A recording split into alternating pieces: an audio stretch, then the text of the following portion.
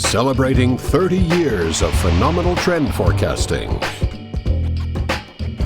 Here's Gerald Celente with today's trends in the news. Hi, this is Gerald Celente. It's Friday, September 13th, Friday the 13th, 2019, and here are some of today's trends in the news. Hey, it wasn't Friday the 13th over there in Asia. The markets are up. Up in Europe, mixed in the United States. Whew. Silver took a hit, gold's down, and oil, boop, down a bit too, along with Bitcoin. So what's going on? The Dow Jones Industrial Average rose on Friday, posting its first 8-day winning streak in more than a year, but it's only up a little bit. Amid improving sentiment around U.S.-China trade relations. How many times are they going to say this? Every day, virtually. So here's the story. Let's suppose they cut a great deal with China. You think that's going to push the markets up for a long time?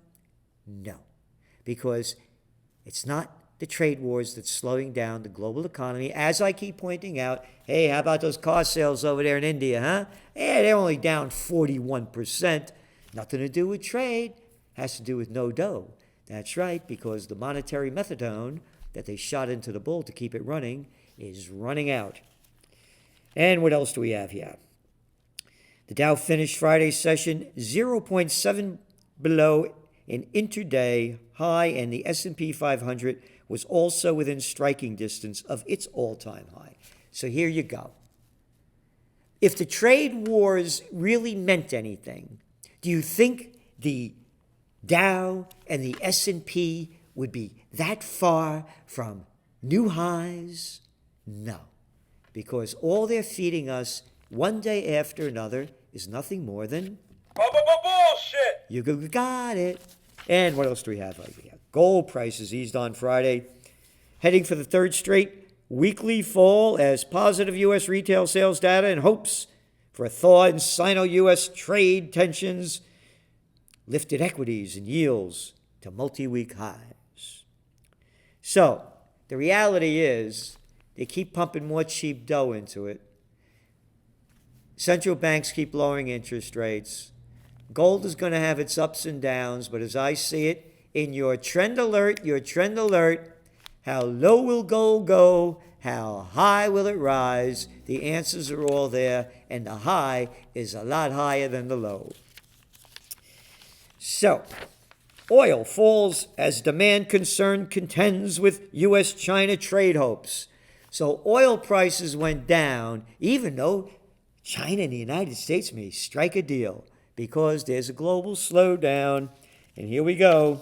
The Organization of Petroleum Exporting Countries and the International Energy Agency this week said oil markets could end up in surplus next year.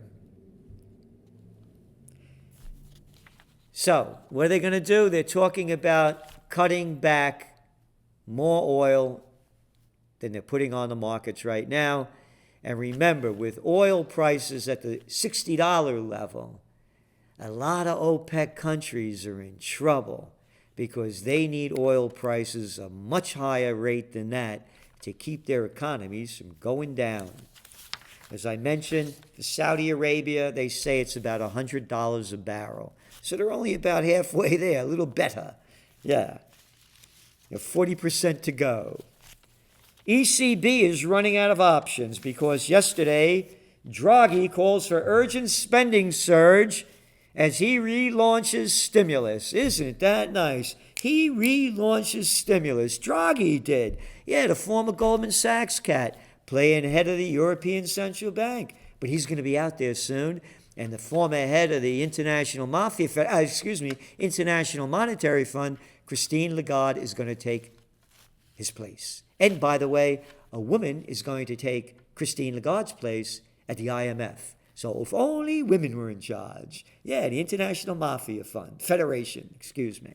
Doesn't make any difference. Men, women, black, white, creed, color, race, religion. Doesn't make a bit of difference. Good and bad comes in all of them.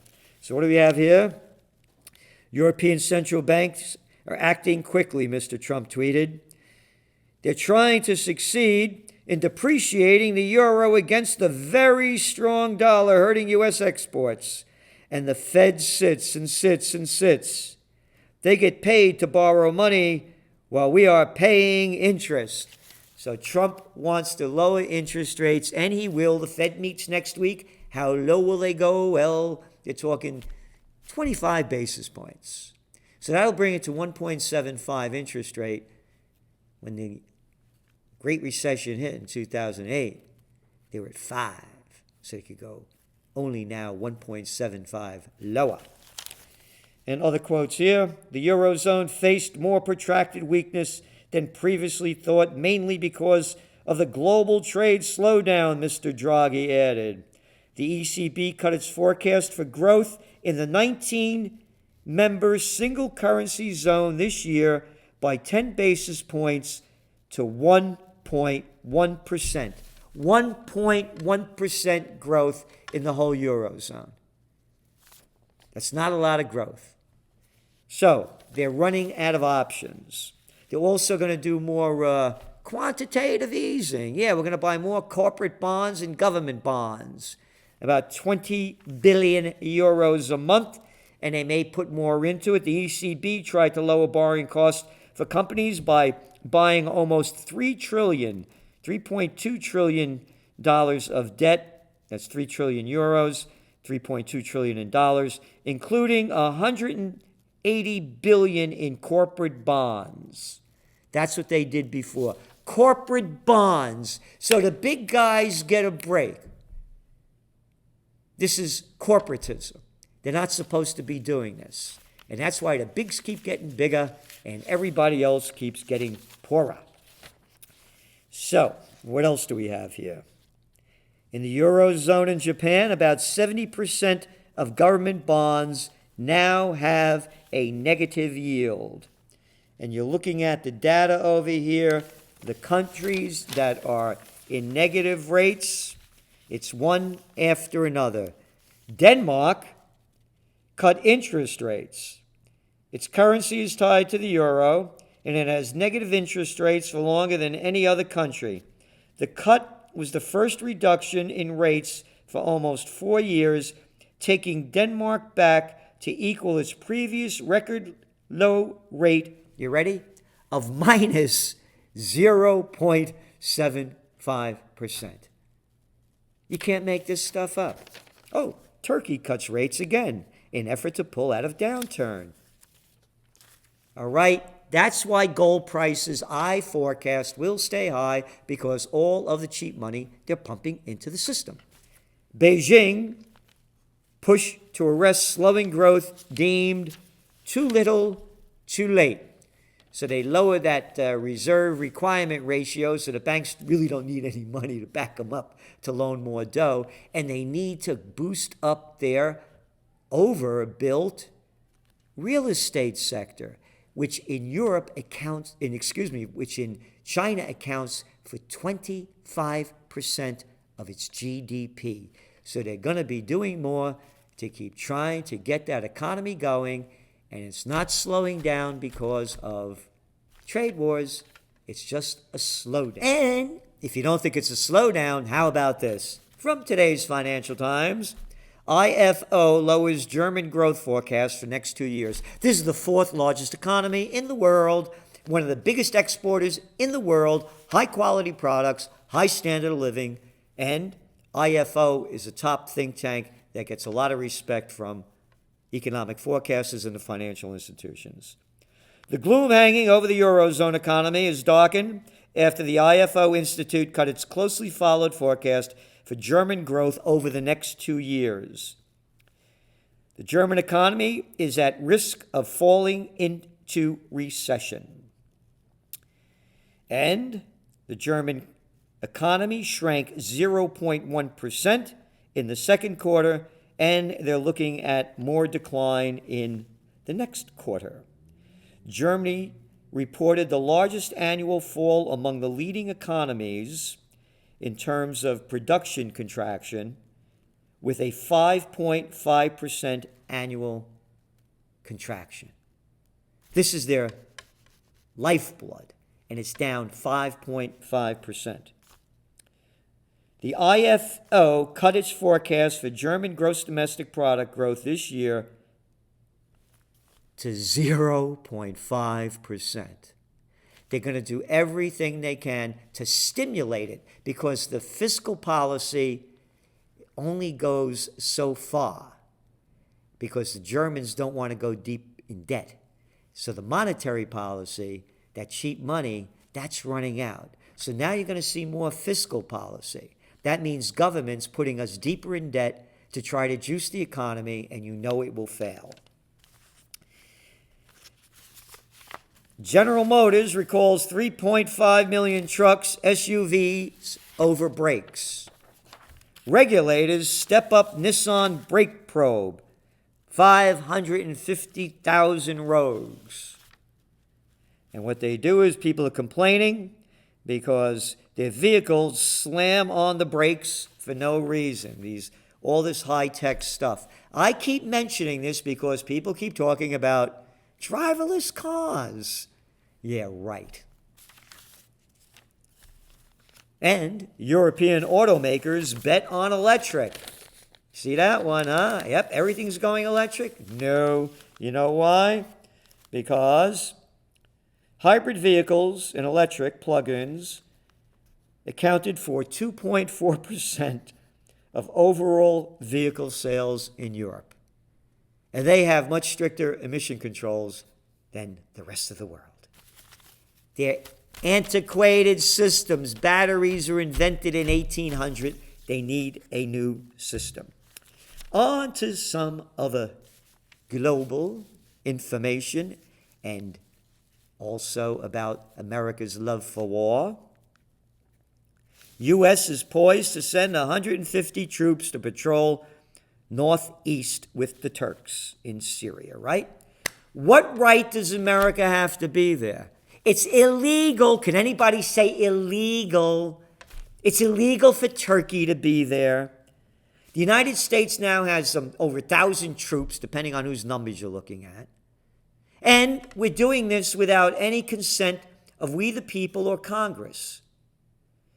We're in over 80 countries with over 800 military bases. And it's time to occupy peace because these sickos, all they know how to do is occupy war. And they're sick as sick can be, both the Repulsivkins and the Democrats. Amid bipartisan outcry, White House agrees to release Ukraine military aid. Don't you love it? Don't you want to spend your money to give it to the Ukraine? Oh, here it is. Senator Lindsey Graham, who just stepped out of the closet, oh, no, he didn't,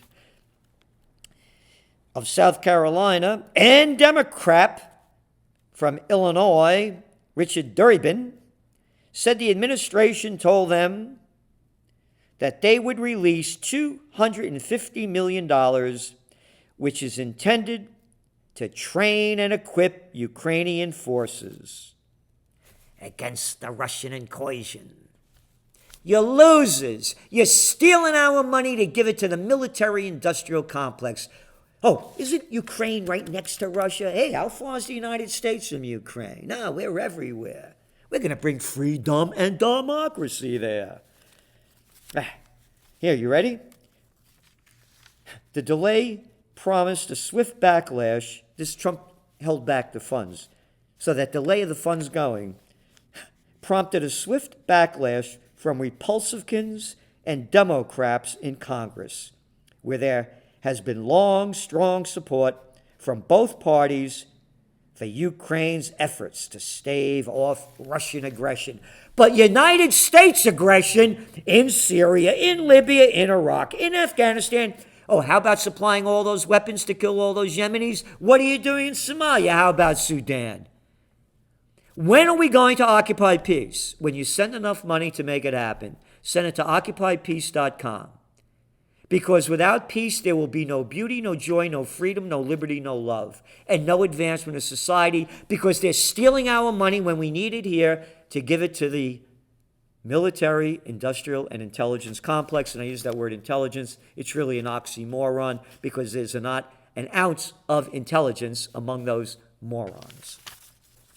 You ready for this headline? Israel tiptoes toward conflict with Lebanese foes. A widening campaign by Israel to blunt the threat posed by Iran's ally Hezbollah and the pushback from beyond Israel's borders are rising the risk that the two sides will stumble into a war. The Lebanese president, Aoun, called a late August drone attack in a Beirut suburb the equivalent of a declaration of war. So Israel sent in a drone. So this thing is heating up. Hezbollah's leader vowed to strike Israeli military vehicles in the next attack. Current and former Israeli officials acknowledge that Israel's campaign is adding to tensions. But it's okay, because, hey, like the United States, we could go anywhere we want and destroy anybody we want and kill anybody we want because we have the right to do so. Netanyahu, Israel will probably launch a full-scale war against Gaza. Israeli Prime Minister Benjamin Netanyahu, again, is trying to appeal. He has the election coming up next week to his right-wing base, and he confirmed that he will probably launch a full-scale war in the Gaza Strip sometime soon. Netanyahu argued that war was the last option, but, quote, will probably have no choice but to set out on a full military campaign. Isn't that nice? Against the Palestinians, Gaza, an open-air prison. On to the presidential reality show in the USSA. What a clown, what a freak show it is. They hardly spoke a word in the third debate about the wars, about the military-industrial complex, about the murder that the United States keeps committing all over the world. Hardly a mention of it. But we're going to have gun control, I told you. Yeah, look at this big story in the Turlet Paper Record. Gun control now. This is the business section. This is the business section. They got no business putting this in the business section because the business section of the New York Times is nothing more than a lot of bullshit. You got it. Doing nothing about America's gun violence crisis is simply unacceptable. And that's the heads of nearly 150 companies signed a letter urging the Senate to act to curb gun violence. And that was a big one last night. Gun violence. How about bomb violence? How about the tons of bombs they just dropped over that little island in Iraq? How about the reports coming out the United States bombs away all throughout Afghanistan? That's okay. Bombs, missiles, that's fine. But no gun violence. The fish rots from the head down, and we got a lot of rotted fish at the head. We got the Trump, we had the Obama, we had the Bush, we got the Clinton, we had the other Bush. Keeps going on and on. So if they could kill anybody that they want, why can't some other sick person kill anybody that they want for the same sick reasons? Gun control will be as ineffective as the war on drugs. All it will do is steal more of our rights and prove nothing, because the people that want to kill will kill, whether it's a knife, whether it's a gun, whether it's a bomb, whether it's gasoline, any kind of incendiary device. And there are nearly 400 million guns out in the market. The criminals will get all they want, just like you get all the drugs you wanted. So, gun control. How about war control? How about occupying peace? Again, hardly a mention about it in the presidential reality show. And then finally, inching toward impeachment, House Judiciary Committee sets rules. Impeachment of Trump is totally a waste of time. It'll divert the energy that we need to go in a more positive direction. Yes, it'll help him maybe lose the election in 2020. But right now, as we see it, and as what I see in the presidential reality show on the Democratic side, Trump still wins. And even if the House impeaches him, the Republican Senate is not going to convict him. This is Gerald Celente, and that's some of today's trends in the news.